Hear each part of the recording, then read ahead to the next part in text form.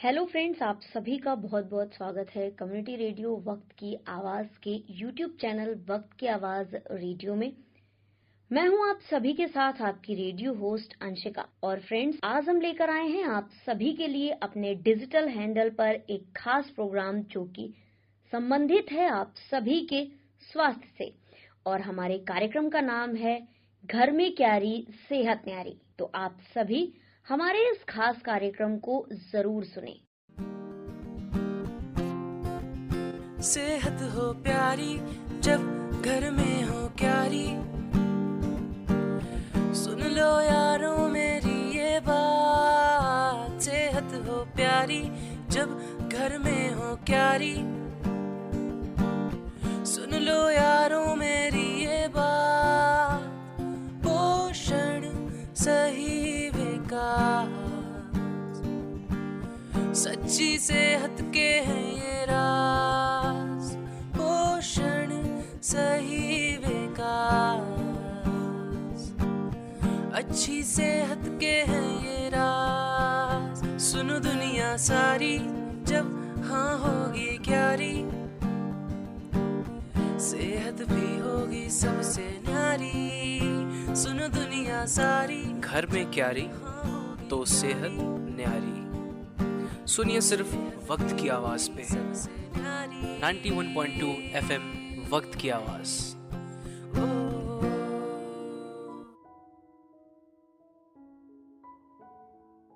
नमस्कार साथियों, मार्गदर्शक संस्था के सहयोग से वक्त की आवाज में चल रहे प्रोग्राम घर में क्यारी सेहत न्यारी में आप सभी का वंदन व अभिनंदन।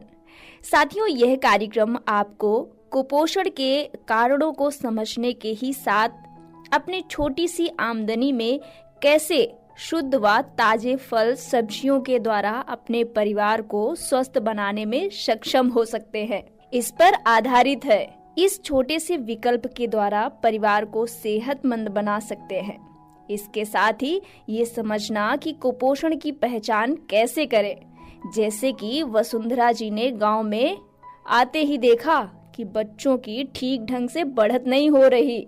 दुबले पतले, पिचका चेहरा, बढ़ता पेट, गांव की किशोरियों का कम उम्र में ब्याह, जल्दी जल्दी मां बनना, काम का अधिक बोझ, कुछ सामाजिक बंधन जैसे बार बार खाने में मनाहियां, अशिक्षा, अस्वच्छता से सभी बातें कुपोषण को बढ़ावा दे रही हैं। गांव में बढ़ रहे कुपोषण को कम करने के लिए वसुंधरा जी आज हर संभव प्रयासरत हैं। जैसे कि आप सभी लगातार सुन रहे हैं कि वसुंधरा जी ने आज अपने स्कूल में बेटियों के खाने की एक हफ्ते की लिस्ट मंगवाई है, जिससे आप भी समझ पाएंगे कि हमारा परिवार खा क्या रहा है और शरीर को चाहिए तो क्या और क्यों।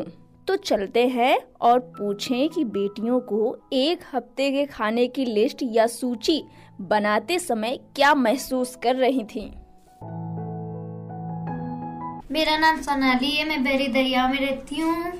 मैंने सुबह दोपहर सब्जी चावल खाए थे और मंगलवार को खीर पूरी खाई थी और सुबह आलू मटर खाया था और रात में भी सूखी सब्जी और रोटी खाया था। मैम जी, बुधवार को सुबह मैंने पनीर पूरी खाया था और बृहस्पतिवार को सुबह रात समोसे भी खाए थे। शुक्रवार को बैगन आलू रोटी खाया था। शनिवार की सुबह दोपहर रात आलू पराठा। इतवार सुबह दोपहर रात में तहरी भी खाया था। मेरा नाम खुशी है, मैं सही से बोल रही हूँ। सोमवार को मैंने सुबह ब्रेड और चाय और फिर दोपहर को दाल चावल, शाम को पराठे बड़े। मंगलवार को मैंने आलू और चाय पी। दोपहर को आलू मटर की सब्जी और चावल और रोटी और रात को पालक की सब्जी और दाल रोटी। बुधवार को सुबह हलवा और चाय। दोपहर में मैंने दोपहर को दाल चावल खाए। रात को भिंडी की सब्जी रोटी। बृहस्पति को सुबह रोटी और सब्जी खाई। दोपहर में बैगन की सब्जी चावल रोटी खाई। रात को भरे पराठे खाए। शुक्र को सुबह गाजर का हलवा खाया। दोपहर को आलू मटर की सब्जी और चावल और रोटी। रात को पालक की सब्जी, चावल, रोटी। शनिवार को सुबह गोभी के पराठे खाए। दोपहर में दाल, चावल, रोटी। रात में दाल, रोटी खाई।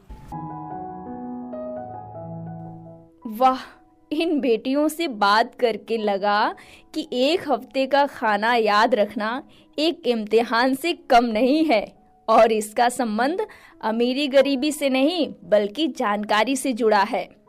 तो चले स्कूल की ओर और समझें कि यहाँ क्या चल रहा है।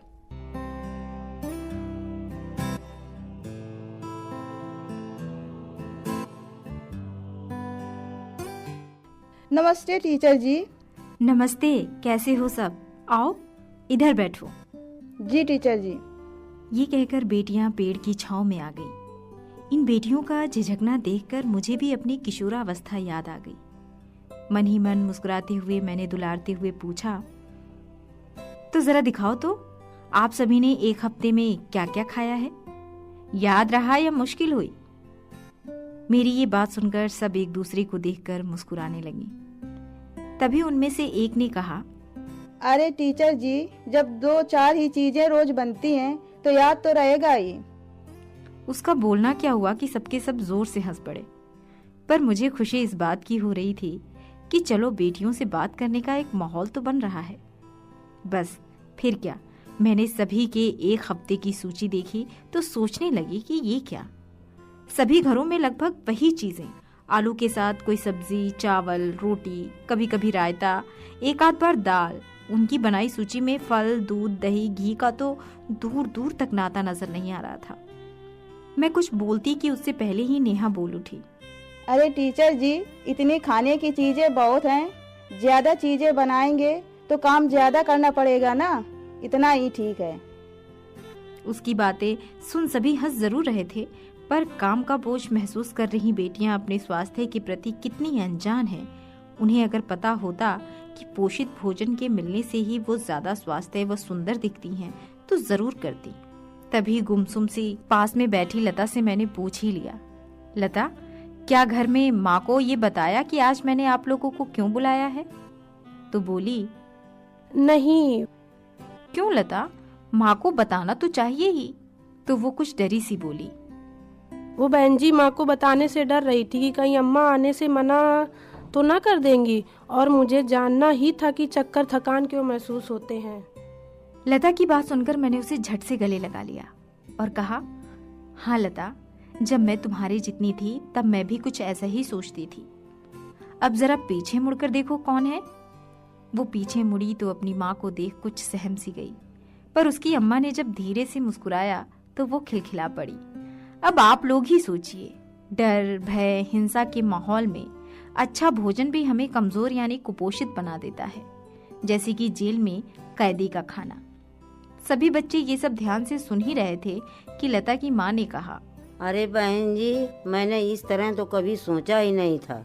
कई बार हमने लता को खाना खाते समय चिल्ला दिया है या कोई काम बता दिया है, जाओ पहले काम कर लो फिर खाना। नहीं मानती तो मार भी दिया, बिटिया की जात हो कम खाओ, ये सब बोल देते हैं। क्या करें, अब सयानी हो रही हैं तो लगता था कि सहूर तो सिखाना ही पड़ेगा, पर आज आपकी इस बात से सोचने पे मजबूर हो गई। मार मार कर कोई घी दूध भी दे तो बेकार है।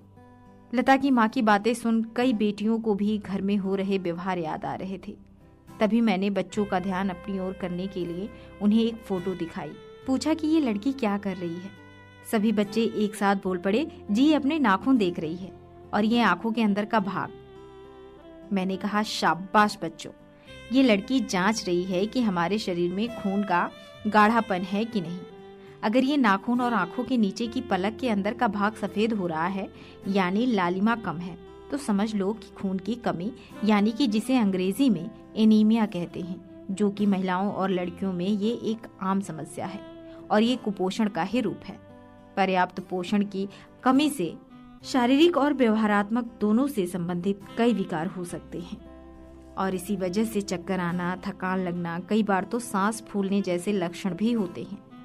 और इसका कारण है शरीर में लौह तत्व की कमी, जिसे हम सब थोड़ी सी जानकारी से आसानी से बच सकते हैं। तो क्या तुम सब कुपोषण को दूर करने में मेरे साथ होगे?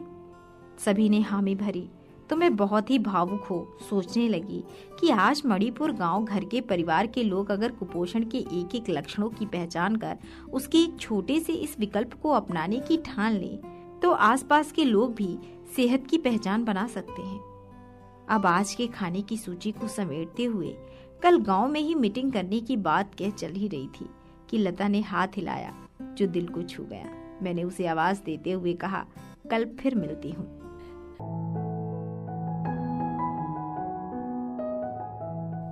तो कैसा लगा आज का ये प्रोग्राम?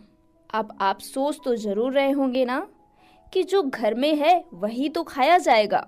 बिल्कुल सही, पर उसे कैसे, कब और क्यों के साथ जरूर जोड़िएगा। साथ ही आपको बताना है कि एक हफ्ते के अंदर आपने क्या क्या खाया और क्या नहीं खा पाए। इसके लिए आप उठाइए अपना मोबाइल और डायल करिए नंबर 7897 96 96 96। सेहत हो प्यारी जब घर में हो क्यारी, सुन लो यारों मेरी ये बात। सेहत हो प्यारी जब घर में हो क्यारी, सुन लो यारों मेरी ये बात। पोषण सही विकास, सच्ची सेहत के हैं ये राज। पोषण सही विकास, अच्छी सेहत के हैं ये राज। सुनो दुनिया सारी जब हाँ होगी क्यारी, सेहत भी होगी सबसे न्यारी। सुनो दुनिया सारी, घर में क्यारी तो सेहत न्यारी। सुनिए सिर्फ वक्त की आवाज पे 91.2 FM वक्त की आवाज।